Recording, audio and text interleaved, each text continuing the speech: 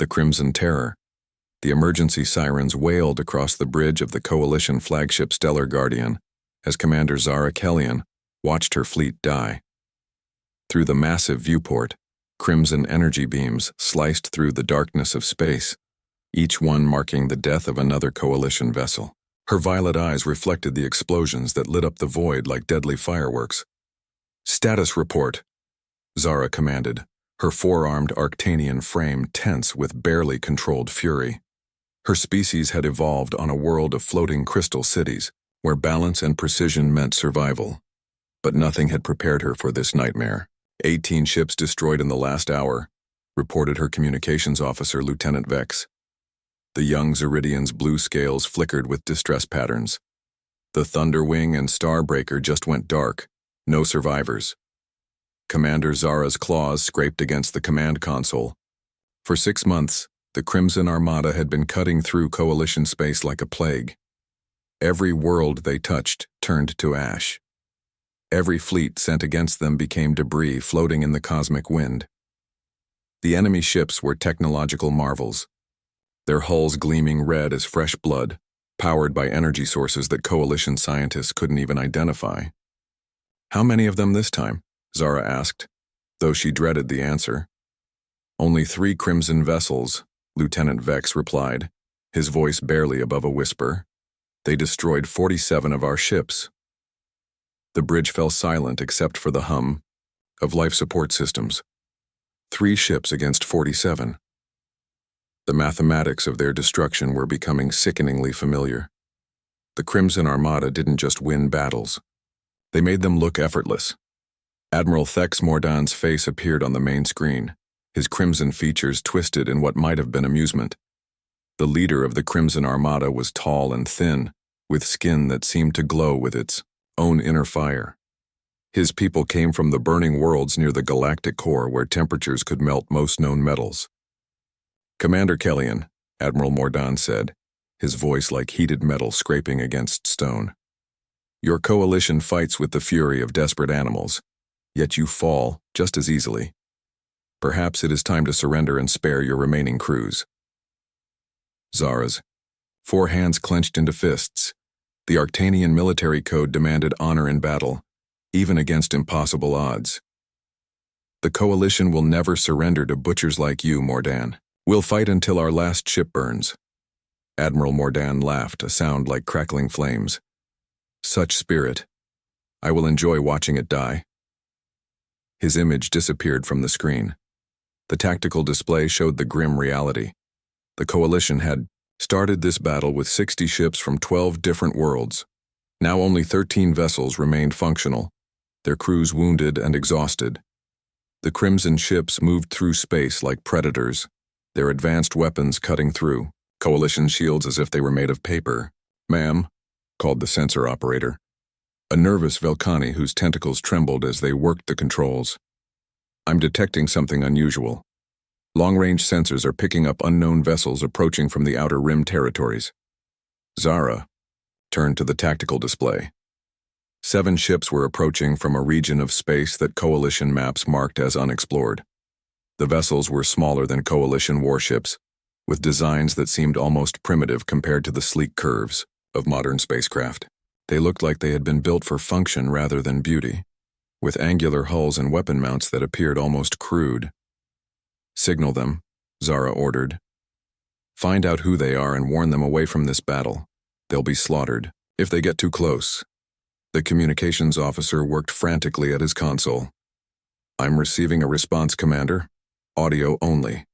They say they're from something called the United Earth Fleet." "Earth?" Zara had never heard of such a world. "Put them through." A calm voice filled the bridge, speaking in the universal trade language with an accent none of them recognized. "Coalition flagship Stellar Guardian, this is Captain Sarah Chen of the UEF Determination. We've been monitoring your engagement with hostile forces. Request permission to assist." Zara stared at the display showing their 7 small ships. They wanted to help against the Crimson Armada?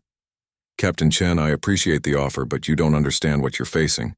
The Crimson Armada has destroyed hundreds of our ships. Your vessels appear to be small and primitive?" Captain Chen's voice carried a hint of amusement. Yes, we get that a lot. But appearances can be deceiving, Commander. May we approach? Against her better judgment, Zara found herself nodding. Permission granted, but maintain safe distance. These enemies are unlike anything you've encountered. As the unknown ships drew closer, Zara could see their details more clearly. The lead vessel was perhaps 200 meters long, dwarfed by coalition ships that measured over a kilometer. Its hull was marked with symbols in an unfamiliar script and what appeared to be the image of a blue and green world. The other ships followed in a loose formation that seemed almost casual compared to the rigid tactical formations used by coalition forces. Commander, Lieutenant Vex reported, the Crimson ships are moving to intercept the newcomers. Admiral Mordan is transmitting. The Crimson leader's face reappeared on screen, his expression showing genuine curiosity. What primitive species dares to interrupt our hunt? Your ships look like they were built by children playing with scrap metal. Captain Chen's voice responded before Zara could warn her about addressing the enemy directly. Admiral Mordan, I presume? I'm Captain Sarah. Chen, representing humanity. We're here to discuss the terms of your surrender. The bridge of the Stellar Guardian erupted in shocked gasps. Lieutenant Vex's scales turned completely pale, and even Zara felt her heart skip a beat. No one spoke to Admiral Mordan that way, and lived to regret it. Admiral Mordan's laughter filled the comm channels like the roar of a furnace. Surrender? You amuse me, human. Your 7 tiny ships against my Crimson fleet? I will enjoy adding your world to my list of conquered systems. Actually, Captain Chen replied in the same calm tone, it's our galaxy now. You just don't know it yet. The Crimson ships began moving toward the human vessels, their weapons charging with deadly red light. Zara watched in horror, knowing she was about to witness the destruction of 7 brave but foolish crews who had no idea what they were facing. All ships, evasive maneuvers, came Captain Chen's voice over the human comm channel. Pattern Delta 7. Remember, they're faster and stronger, but they've never fought humans before. The 7 human ships suddenly scattered in directions that made no tactical sense.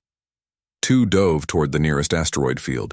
3 climbed, at steep angles that would leave them exposed to enemy fire, and 2 actually accelerated directly toward the Crimson vessels.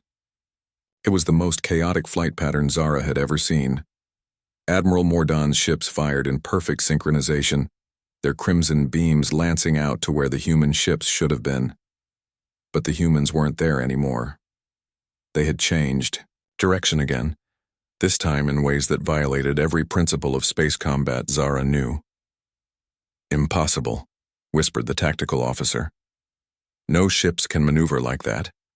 The G-forces alone should have killed their crews. One of the human ships, a vessel marked New Tokyo, spun completely around while maintaining forward momentum, firing what appeared to be primitive projectile weapons at a Crimson vessel's shield generators. The shots shouldn't have done any damage, but somehow they caused the enemy's shields to flicker and fail for several seconds. How are they doing that? Zara demanded. Her science officer, Dr. Ken Altaris, was frantically scanning the human ships. Commander, their vessels appear to be equipped with some kind of inertial dampening system I've never seen before.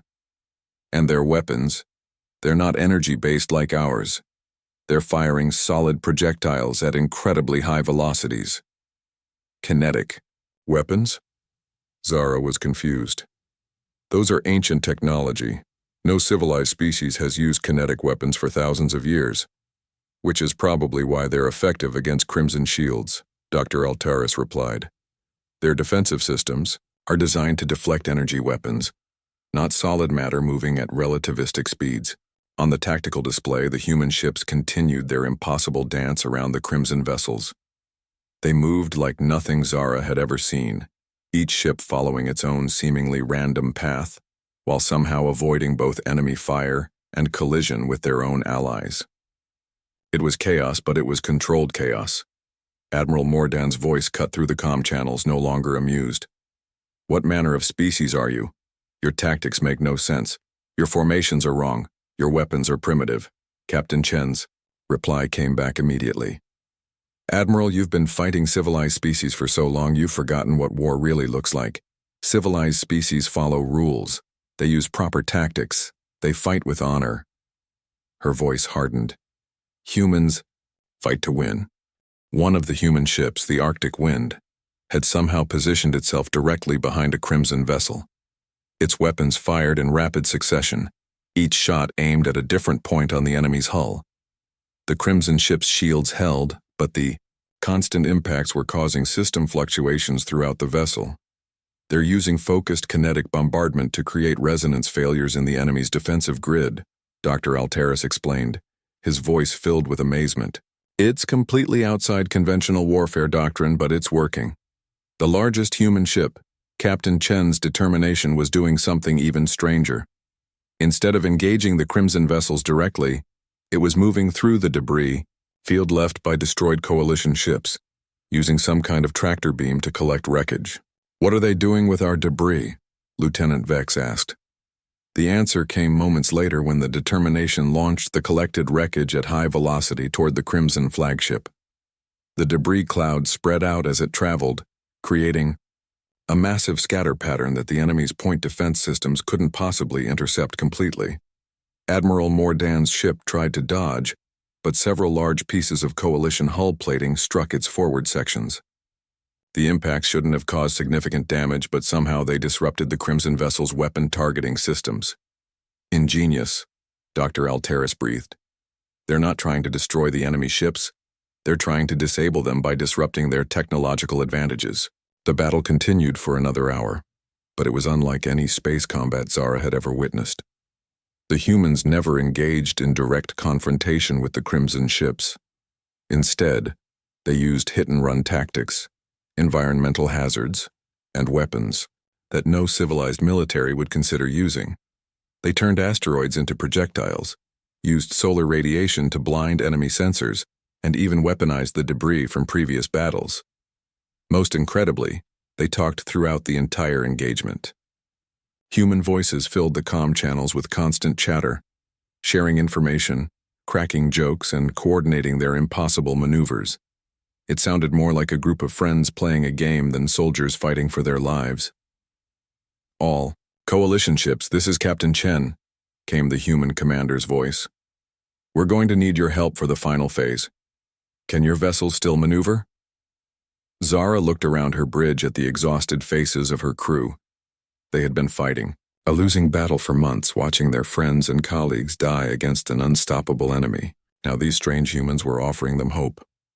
"This is Commander Kellyan," she replied.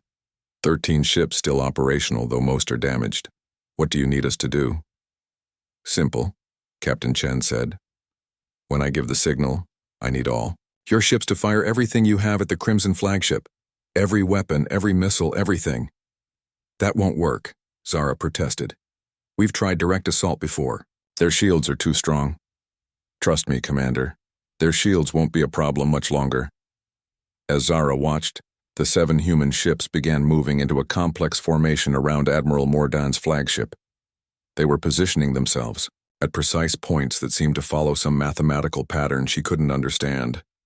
"Now," Captain Chen's voice commanded. The 13 remaining Coalition ships opened fire simultaneously, sending hundreds of energy beams and quantum torpedoes toward the Crimson flagship. As predicted, the enemy's shields absorbed the bombardment easily, glowing brighter as they converted the incoming energy. But that was exactly what the humans had been waiting for. The 7 human ships fired their kinetic weapons at the same instant, each projectile aimed at a specific point where the shield matrix was now overloaded with energy from the Coalition barrage. The effect was catastrophic. The Crimson shields collapsed in a cascade failure that spread throughout the entire fleet. Suddenly, the 3 mighty vessels that had seemed invincible were floating helplessly in space, their defensive systems offline and their weapons unable to lock onto targets. Admiral Mordan's voice crackled over the comm, filled with rage and disbelief. "Impossible. Our technology is superior. Our ships are more advanced. How did primitive kinetic weapons defeat our shields?" Captain Chen's response was calm and matter-of-fact. "Because, Admiral, you built your defenses to stop the weapons you expected to face. Humans learned long ago that the best way to defeat a superior enemy is to fight them with something they've never seen before." The battle was over. The mighty, Crimson Armada, terror of the galaxy for months, had been defeated by 7 small ships using weapons that most civilized species considered obsolete. As Zara watched the human vessels secure their prisoners and begin rescue operations for Coalition survivors, she realized that everything had changed. These humans had just demonstrated something that would reshape warfare throughout the galaxy. They had shown that innovation and adaptability could triumph over raw technological superiority. They had proven that sometimes the best strategy was to throw away the strategy book entirely. Captain Chen, Zara transmitted, the Coalition owes you a debt we can never repay. How can we thank you? No thanks necessary, Commander, came the reply. But if you're open to suggestions, humanity would like to discuss joining your coalition. It seems like this galaxy could use a few more humans. As the rescue operations continued and the defeated Crimson ships were taken into custody, Zara found herself smiling for the first time in months. The galaxy had indeed changed today, and she had a feeling it was going to be a much more interesting place with humans in it. The human solution. 3 days after the battle that changed everything, Commander Zara Kellian stood in the observation deck of the Coalition Station New Haven, watching the most unusual sight she had ever witnessed. Human engineers were crawling over the captured Crimson vessels like insects, their small forms barely visible against the massive hulls. They moved with purpose and excitement, calling out to each other in their strange language as they discovered new technologies. They're like children in a treasure room, observed Dr. Ken Altaris, the Arctanian science officer. His crystalline eyes reflected the work lights that illuminated the alien ships. I've never seen anyone so excited about studying enemy technology. Captain Sarah Chen approached them, carrying a tablet covered in diagrams and notes. The human commander looked tired but satisfied, her dark hair pulled back in a practical style that had become disheveled during her work. Despite being smaller than most Coalition species, she carried herself with quiet confidence that demanded respect. Commander Kellian, Captain Chen said, we need to talk. My team has been analyzing the Crimson ships, and what we've found changes everything we thought we knew about this war. Zara turned from the viewport, her forearms crossing in a gesture of attention. What did you discover? Captain Chen activated her tablet, projecting a holographic display of the Crimson Fleet's internal systems. These ships aren't just advanced technology. They're completely automated. There are no crew quarters, no life support systems, no facilities for living beings. Admiral Mordon and his officers were commanding from a separate control vessel that we never detected. Dr. Altaris leaned forward, his scientific curiosity overriding protocol. Automated warships? But that would require artificial intelligence far beyond anything the Coalition has developed. Not just artificial intelligence, Captain Chen continued. These ships are controlled by a single central command system. Every vessel in the Crimson Armada is linked to one master control unit. That's why their tactics were so perfect and so predictable. They weren't thinking individually, they were following pre-programmed responses. The implication struck Zara like a physical blow. You mean the entire Crimson Fleet is controlled by one mind? Exactly. And that mind is located here. Captain Chen manipulated the hologram, zooming in on a section of the flagship's core. This quantum processing matrix, it's the brain of the entire Crimson Armada. Destroy this, and every Crimson ship in the galaxy becomes a floating piece of scrap metal. Dr. Altaris was frantically taking notes on his own device. The power requirements for such a system would be enormous. How do they maintain quantum coherence across interstellar distances? Captain Chen smiled, and there was something predatory in her expression.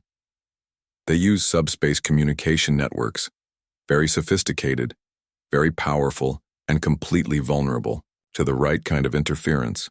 Before Zara could ask what she meant, alarms began blaring throughout the station. The emergency lighting cast red shadows across the observation deck as the station's defense coordinator's voice echoed through the corridors.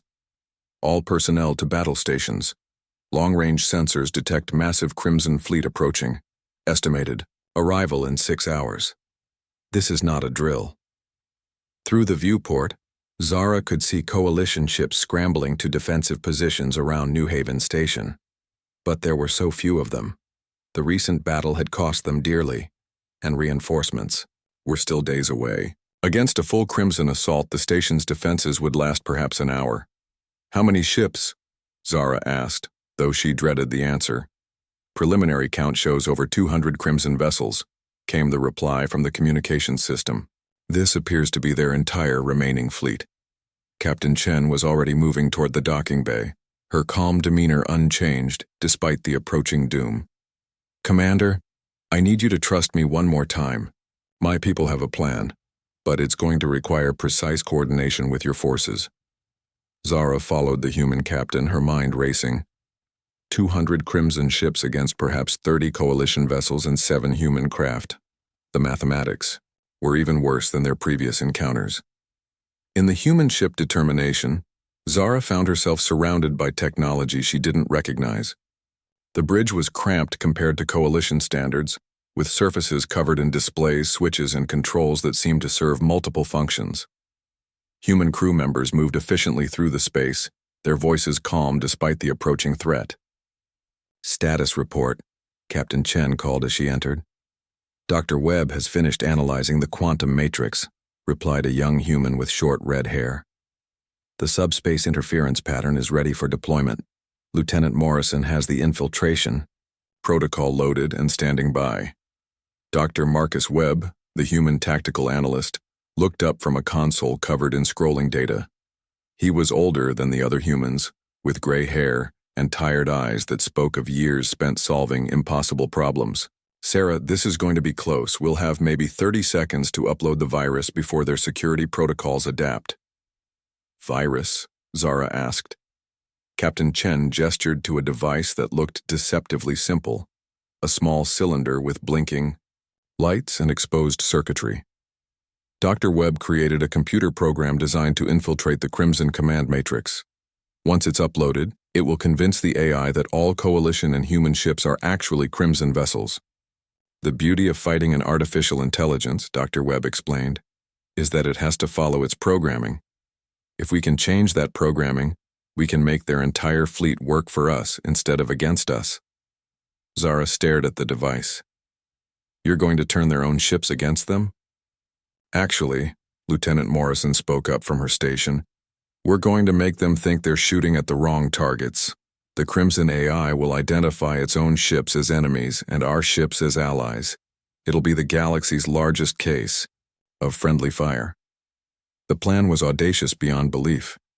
Instead of fighting the Crimson fleet, the humans intended to hack into their central command system and turn their own technology against them. It was the kind of strategy that only humans would consider, not just defeating an enemy but making them defeat themselves. "There's one problem," Captain Chen continued.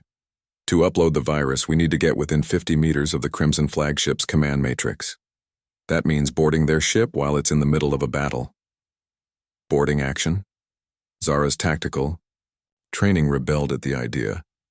"Against a ship that size, it would be suicide." "Only if they see us coming," Dr. Webb said with a grin. "But humans have been sneaking into places they don't belong for thousands of years. It's practically our specialty." Over the next 4 hours, Zara watched the humans prepare for what should have been an impossible mission. They modified one of their smaller ships, the Silent Running, with technology that could mask its energy signature and make it nearly invisible to sensors. They loaded it with equipment she didn't recognize and weapons that seemed designed for close-quarters combat, rather than space warfare. The assault team consisted of only 12 humans led by Captain Chen herself. They wore armor that looked lightweight compared to coalition battlesuits, but Dr. Webb assured her it was more advanced than it appeared. Each human carried multiple weapons, explosives, and electronic devices, whose purposes Zara could only guess at. "Why so few people?" Zara asked as she watched the team make final preparations. "More people mean more chances of detection," Captain Chen explained, checking her weapon, a projectile launcher that seemed almost primitive. Humans learned long ago that sometimes the best way to win a war is to send a small group of specialists to break something important rather than throwing armies at the problem. "What do you need us to do?" "Keep their attention. When the Crimson Fleet arrives, I need every coalition ship to engage them directly. Make them think this is just another conventional battle. The more focused they are on your ships, the less likely they are to notice one small human vessel sneaking around behind them. As the Crimson Fleet emerged from hyperspace, Zara felt the familiar dread settle in her stomach. 200 ships filled the tactical display, each one capable of destroying multiple coalition vessels. At their head was the new flagship, even larger than the vessel they had captured, its hull pulsing with crimson energy. Admiral Mordaunt's voice filled the communication channels, cold and confident. "Coalition forces, you have interfered with Crimson expansion for the last time. Surrender now, and your deaths will be swift." "This is Commander Kellyan," Zara replied, surprised by the steadiness of her own voice. "The Coalition does not surrender to tyrants. If you want this system, you'll have to take it." The battle began exactly as every previous engagement had. The Crimson ships moved with perfect coordination, their weapons firing in devastating patterns that overwhelmed Coalition defenses. Ships exploded in bright flashes as the enemy's superior technology carved through their ranks. But this time, Zara knew there was hope. Somewhere in the chaos of the battle, the silent running was approaching the Crimson flagship. On her tactical display, she could see the human ship's icon moving through the debris field, using destroyed Coalition vessels as cover. "All ships, concentrate fire on the enemy flagship," Zara ordered. "Make them think we're trying to destroy their command ship." Coalition vessels poured everything they had at the massive Crimson flagship. Energy beams and missiles lit up space as they struck the enemy's shields. The attacks did no real damage, but they focused the enemy's attention exactly where the humans needed it. Meanwhile, Dr. Webb's voice crackled over the human communication channel. "Silent running is in position, beginning infiltration sequence." On the main display, Zara could see the tiny human ship attach itself to the underside of the Crimson flagship like a parasite. Somehow, the enemy sensors didn't detect it. The humans had made themselves invisible in the middle of the largest space battle in galactic history. "Cutting through the hull now," came Captain Chen's voice. "Dr. Webb, how long do we have?" "The security scan cycles every 8 minutes. You've got 6 minutes to reach the core and upload the virus." What followed was the longest 6 minutes of Zara's life. She listened to the humans' communication as they fought their way through the Crimson ship's corridors, using weapons and tactics that seemed to come from a completely different kind of warfare. They moved like hunters, striking quickly and disappearing before the ship's automated defenses could respond. "Contact front," called one of the human voices. "Automated sentries. Looks like they're designed to repel boarders." "Morrison, flank left.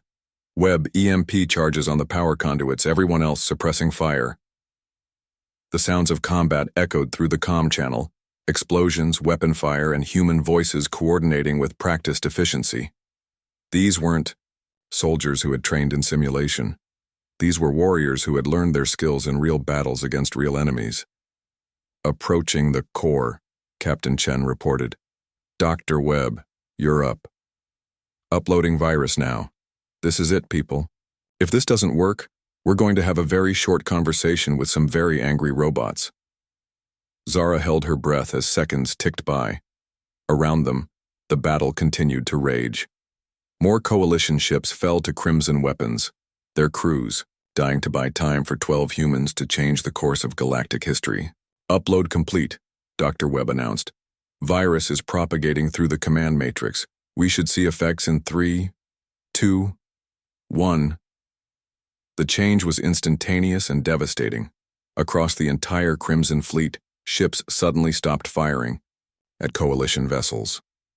For a moment, space was eerily quiet except for the background hum of engines and life support systems. Then the Crimson ships began firing at each other. The sight was unlike anything Zara had ever witnessed.